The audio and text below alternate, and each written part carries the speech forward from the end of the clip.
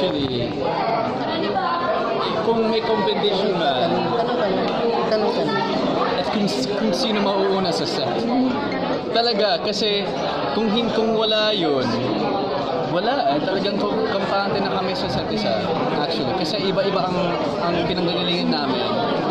Iba-iba ang role namin dito. Kasi, ayun, apat na yun. Magkakaiba kami. Pang-iba kami. You know? We are supposed to be ibang mga flavors sa show. So, wala namang pagalingan, wala namang ganyan, wala namang tension actually. It's kung sino mauna sa set para hindi magpipizza. Kasi yun ang parusahan namin sa set.